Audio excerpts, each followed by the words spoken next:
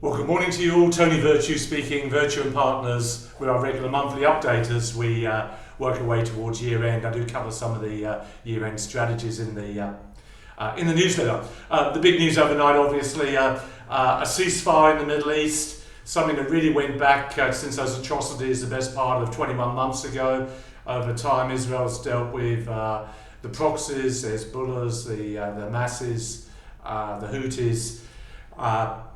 12 days ago, they went in on Iran, just the key objective being, their words, to eliminate any missiles of mass destruction.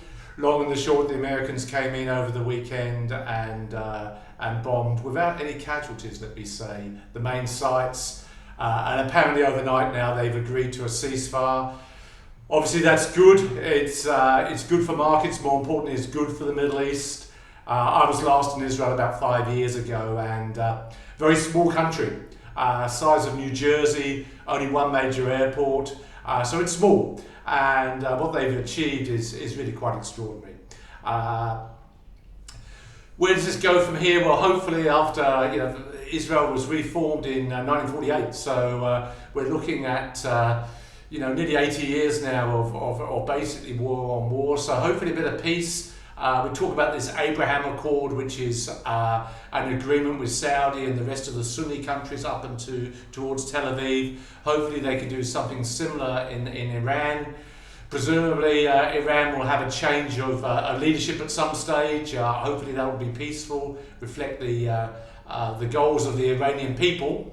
And this could be a good time for everybody. To give you guidance, oil fell 10% overnight on that news.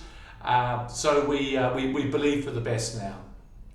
This should be positive for the Australian equity market and indeed markets globally. And as I put in my notes here, there are a lot of very positive things happening in the equity markets that are maybe not that obvious. So I would draw your attention to what's happening in the artificial intelligence sector, how that's improving the medical sector, how we're getting far better outcomes managing cancer diagnosis now. So there's an awful lot of positive things happening that maybe are not making the mainstream news. And I do want to get that message across to you there.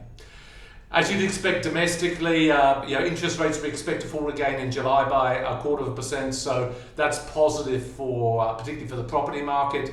We're trying to catch up on the supply side. We keep talking about New South Wales state government trying to encourage this medium density. Federal government now allowing 5% deposits from the 1st of January for new homeowners. So one of the first things you want to do in financial advice is get people into a home, give them that level of security. The asset goes up over time. Hopefully the mortgage goes down as opposed to rents continually going up and not having an asset.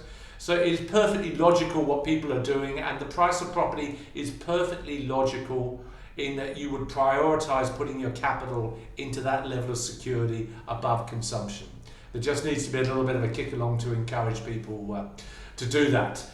So last few days, we're going to be open very late for business. Try to get your superannuation contributions in. Consider if you have businesses, the $20,000 media asset write-down, worth doing.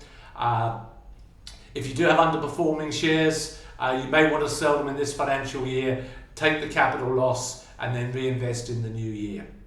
Outside of that, I think there's a bit of a relief after 12 days of war there, let's be clear, and certainly we're feeling more peaceful here. So I look forward to seeing you all soon enough, and it's Tony Virtue when experience pays.